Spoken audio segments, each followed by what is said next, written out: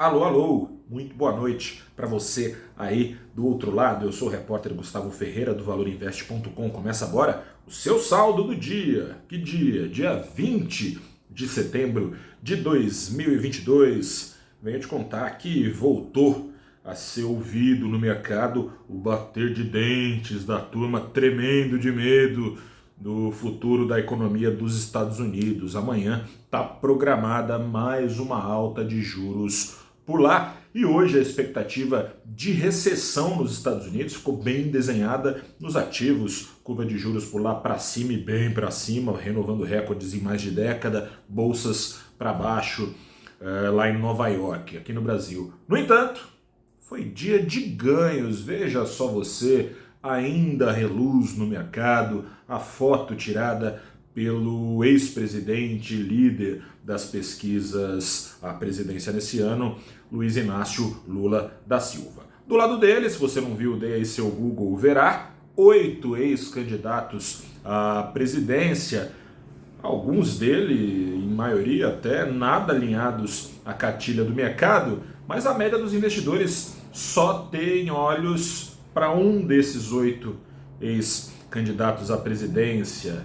Ele, Henrique Meirelles, o ex-presidente do Banco Central e ex-ministro da Fazenda, como se sabe, é o pai do teto de gastos, o mesmo teto de gastos que Lula falou tantas vezes em revogar, o mesmo teto de gastos que a cada trimelique ao sabor do atual presidente Jair Bolsonaro fez o mercado nesses últimos anos também bambear as suas pernas. A bem da verdade, é importante deixar claro, não há garantia, jura, promessa, compromisso público nenhum da participação de Meirelles num eventual novo governo Lula, mas o mercado parece que vai transformando esse apoio à candidatura do petista em esperança de ver Meirelles ministro de novo, ou seja, o mercado passou aí a sonhar com um governo fiscalmente responsável caso se confirme o resultado das pesquisas com uma vitória de Lula nas eleições. Assim sendo,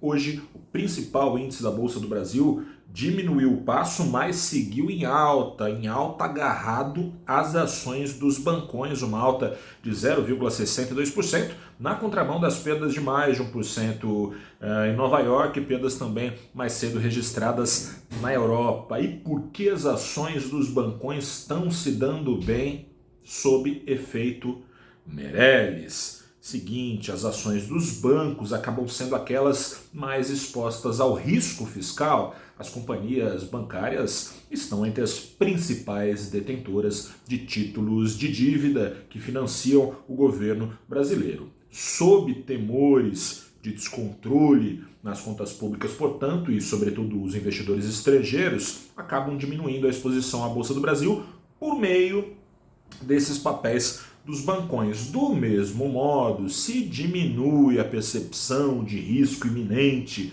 de calote na dívida pública, esses mesmos investidores acabam aumentando a pressão compradora sobre esses papéis dos bancões. Daí a ligação do apoio de Meirelles a Lula com eventual participação em seu governo, com o desempenho que vem tendo os papéis dos bancões desde ontem já.